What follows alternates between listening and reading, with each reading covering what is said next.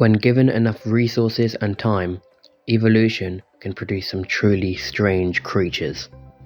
If resources are plentiful, biodiversity can be high. The organisms that inhabit these habitats can afford more complex and costly features. Both coral reefs and kelp forests fit this description.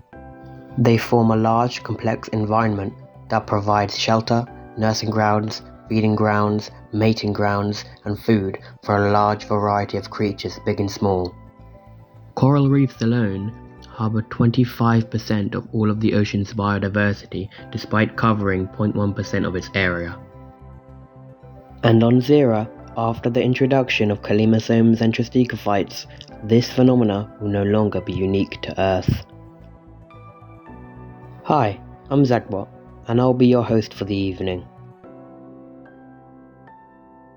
The calmosomes, as well as some other sessile filter feeders, some that we'll touch upon later, will thrive in shallow, hot, low current waters.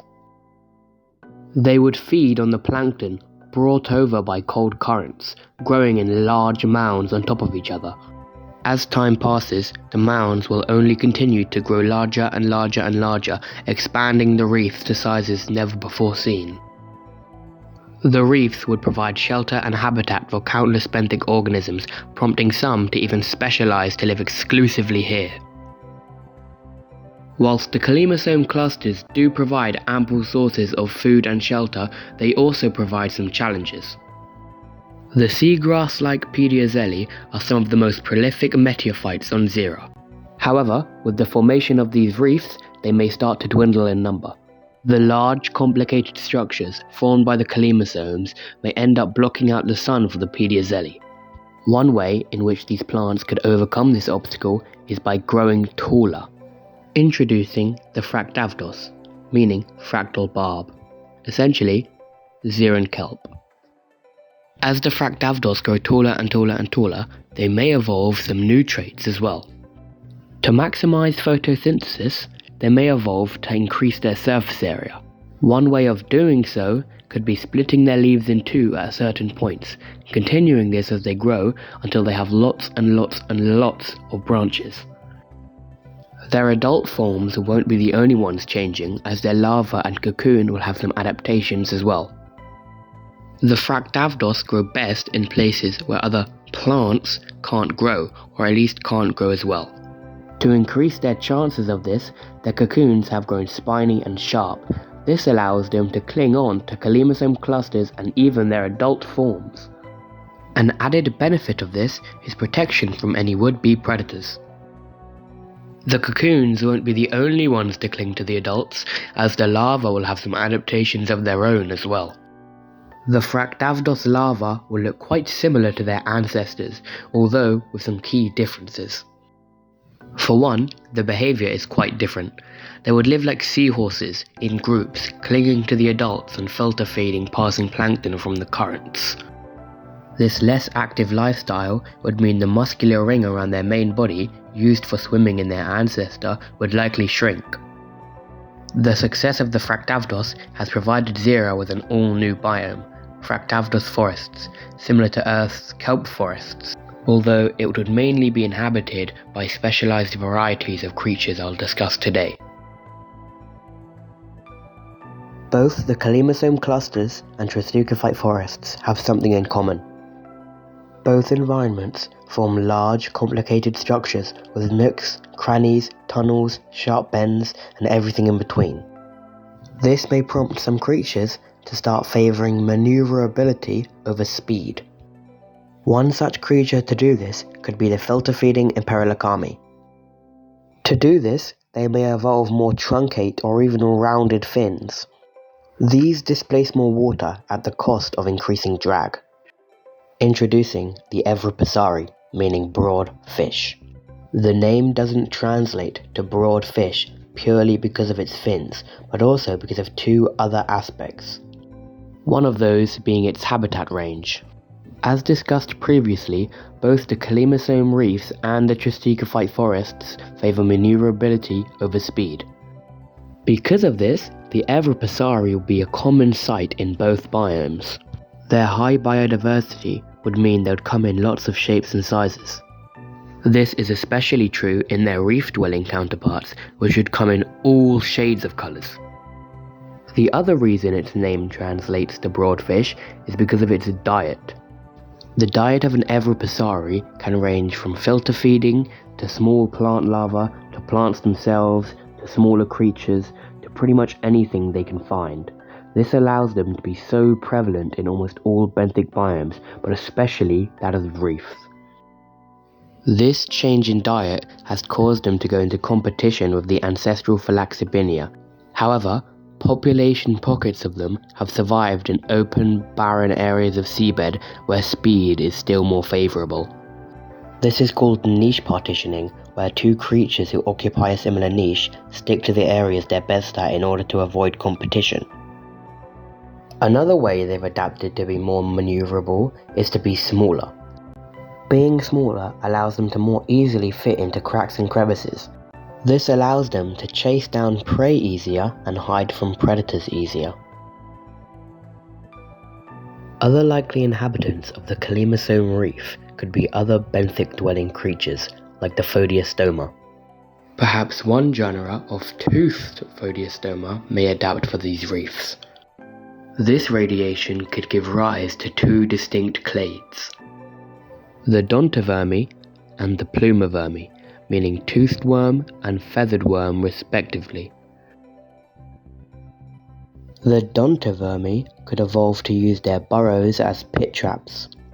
They would lie in wait in their burrows, waiting for a creature to pass overhead, only to shoot up at it and take a gnashing bite from underneath. However, sometimes the prey of the Dontovermi could be too large or feisty for it to take down by normal means. In these cases, the Dontovermi uses another trick it has up its sleeve: venom. Specialized muscles at the base of certain fangs could push venom out into the wound. The venom would seep into the bloodstream from the bite and start paralyzing, damaging, and killing the prey. On the other hand, the Dontovermi's cousin is far less ankle-bitey. The Plumovermi could have evolved their ancestral teeth into feather-like plumes. These bristles would be used to trap passing plankton and pass it into its 3 throats. Their burrows would be long and expansive, with multiple opening holes allowing them to breathe in their tunnels. On Earth, corals don't just provide shelter and habitat for creatures, but provide nutrients in and of themselves. Specialized beaked fish have evolved to crush open the hard exteriors and eat the innards within. On ZIRA, something similar may arise. Perhaps some shell-crushing specialist Maneuverable may fill this role. They could be brought here by the appearance of shallow-water, reef-dwelling Portosopsi, and once here, they could specialize on eating calmosomes and their relatives, some that we'll touch upon shortly. Introducing the Onchodorampho, meaning bulky beak. Switching from deep sea to shallow reefs has caused some drastic changes. I mean, clearly, just look at this thing. For starters, the colour change. When you live amongst corals of different shades of every colour in the rainbow, you're going to be quite bright. Their bright patterns help break up their silhouette over the complex background, which helps them evade predators. To help eat these corals, they've evolved some unique adaptations as well. For starters, their fingers have grown long and muscular, almost giving them a set of 4 arms. This unique adaptation allows them to rip corals out their clusters and crush them beneath their jaws. Jaws which have also evolved. Their jaws have become more robust and bulky, helping them crush the hard shells of the corals.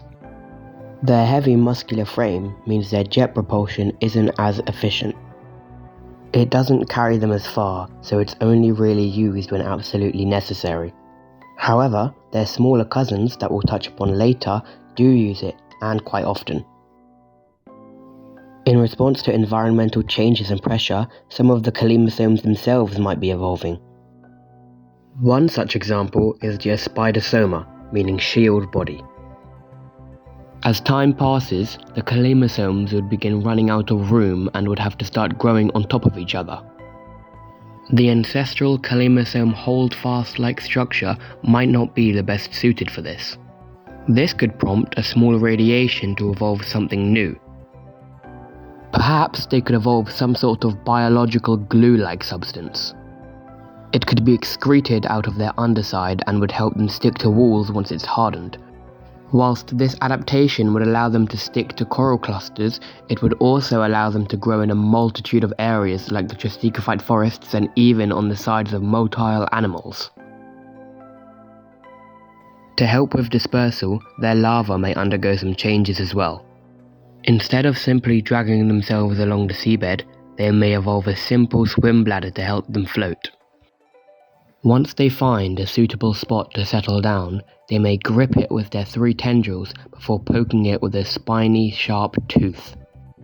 They'll use this hole to wedge themselves in place as the glue hardens, and once it does, they'll never be able to leave for the rest of their lives.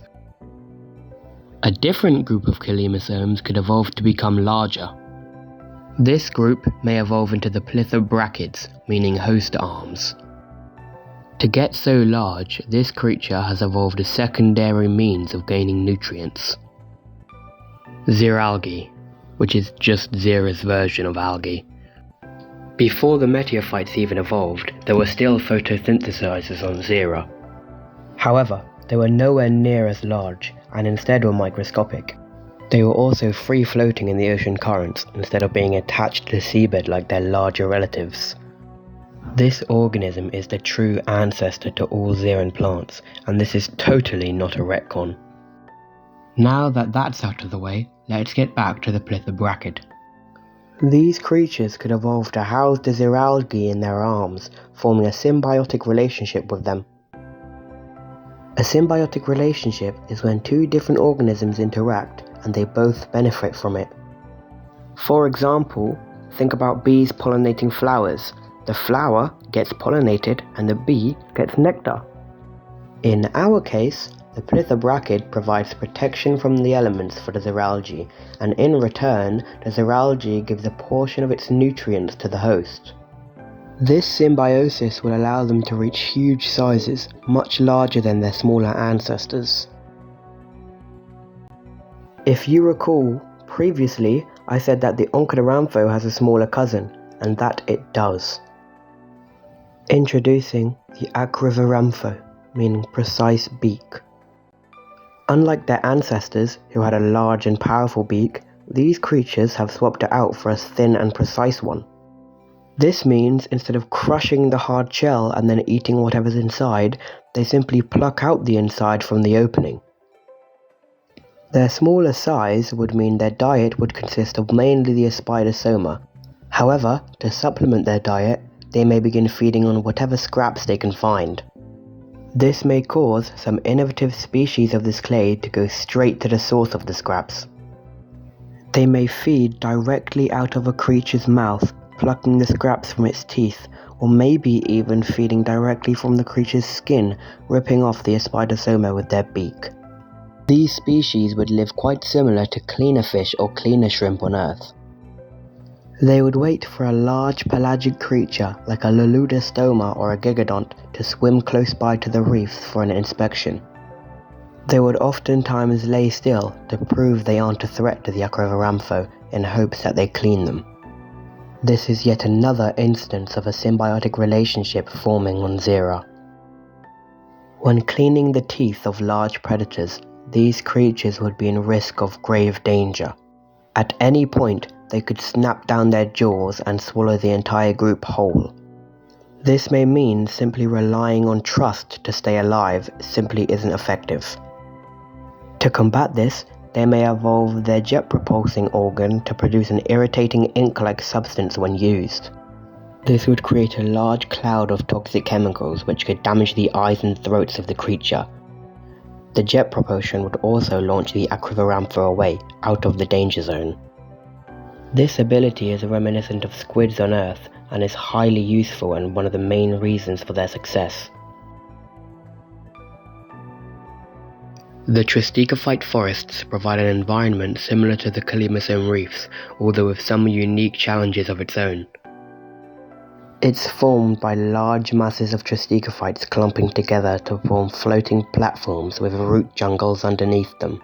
Their undersides are inhabited mainly by the larvae, the newly introduced Aspisoma, and also pelagic creatures like the Imperilocomi and Sminoliso. Okay, no, I'm sorry, I just can't keep looking at this. Why does it look like that? This is one of my least favourite sprites I've made for ZIRA. Hang on, let me just... Okay, yeah, that's way better.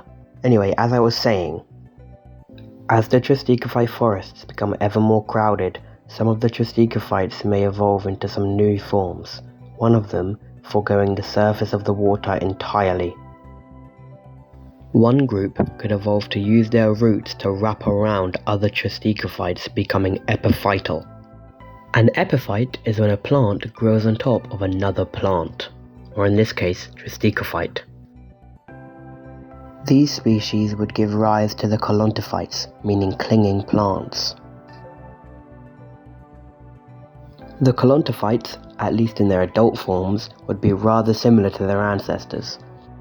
Instead of their leaves floating above the water's surface, they fan out in a semicircle-like shape in order to catch the most sunlight. And instead of their roots dangling down, absorbing nutrients from the water, they would instead wrap around larger plants and cling tightly. The adults may not have changed much, but the larva and cocoon is where the differences lie. Their most striking adaptation is their new long limbs. Their limbs have become outstretched and tentacle-like, allowing them to reach far-away roots to cross large gaps. This allows them to more effectively travel plant to plant and find a suitable location to settle down. The cocoons have changed quite drastically as well. Instead of floating on the ocean's surface, they have to stick to roots long enough for the plants to hatch out of them. To do so, they've evolved a spiny, lumpy exterior. The spines wedge into the roots they want to attach to, holding them in place long enough for the plants to mature. This gives this clade's cocoons a unique and almost pineapple-looking appearance. One of the major challenges life has to adapt to in the floating forests is that they're, well, floating. This makes it quite hard for benthic creatures to adapt to them. However, a loss for one is an opportunity for another. All this means is that pelagic free-swimming creatures have an advantage when it comes to adapting to these reefs compared to benthic ones. Perhaps a clade of Alexipiso may adapt to the Tristichophyte forests, feeding on the abundant buildup of xeralgae that forms on the roots. This group may give rise to the Kyporizas, meaning root gardener. For starters, they may become far smaller, allowing them to fit in the small gaps between roots. Their tentacles may also change, flatten out and broadening into a funnel shape, able to scrape off algae from the root surface and pass it into the three throats. To better detect threats, their two eyes on the sides of their body have joined the third one on the tip of the eye stalk. They're arranged to cover a 360-degree area around the animal, increasing its field of view drastically. If a Kyporizas feels threatened, they can retract their entire body into their shell, leaving only the tips of their eye stalks to sense danger and the muscular foot holding them to the surface. Aside the aforementioned Kyporizas, the Parvicellurus are the only other herbivorous creatures on the planet, giving them dominion over all herbivorous niches. This has caused them to diversify into hundreds of species all across the globe in almost every biome with plants on the planet. The Tristichophyte forests will be no exception.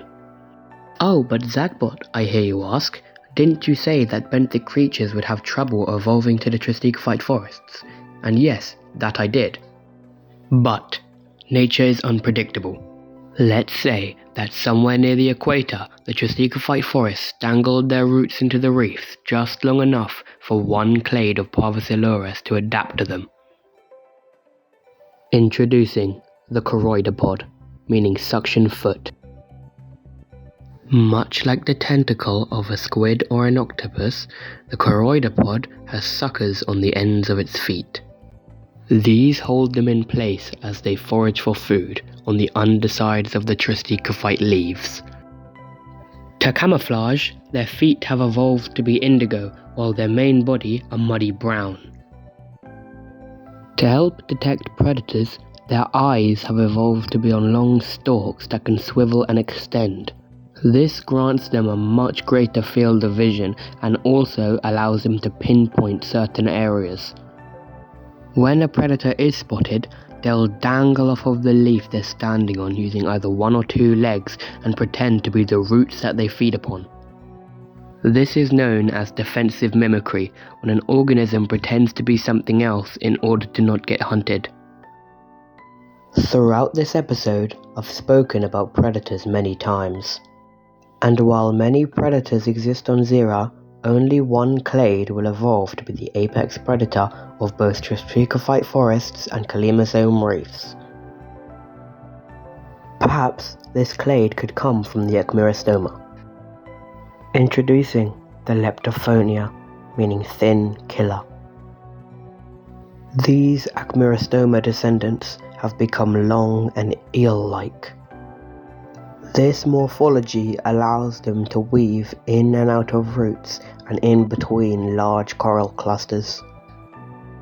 Nowhere is truly safe from the Leptophonia. Once they catch their prey, they'll swiftly jab at it with their 3 prong-like teeth. For better hydrodynamics and to allow them to fit between tight gaps, when going fast they press their fins against their bodies. This not only reduces drag, but also their surface area. Both the reefs and tristichophyte forests are abundant of life, and the Leptophonia know this. They're highly territorial, and if they see another member of their species in their territory, they won't hesitate to fight and lure them out. Another Leptophonia in their territory means that there's less food for them. This means most adult Leptophonia are covered in battle scars from tip to tail. Both the Calmosome reefs and the tristichophyte forests act as a testament to show ZIRA's biodiversity. On Earth, coral reefs and kelp forests often differ in biota between one another. On ZIRA, it's the same. I wouldn't be able to talk about every single species of every single clade, of every single reef and every single forest. Take this episode as an example of what kind of strange, weird and wacky forms could emerge in each reef and each forest, not as the definitive answer. To anyone who's watched this far, thank you. I just wanted to say a quick shout out to all my amazing fan artists who helped make this video look way better. It wouldn't be that much of a stretch to say ZIRA's oceans are very biodiverse. We've fleshed out almost every single biome there is. So that's why in the next episode we'll be leaving the oceans entirely. Not quite dry land, but instead the swamps, rivers and lakes to act as the gradient towards it. Thank you guys so much for watching. I'll put a link to the Discord server in the comments if I can, where you can talk with the community, see stuff about the next episode and help make the artwork that makes this series so special. Don't forget to like, subscribe and all that jazz. See you in the next one.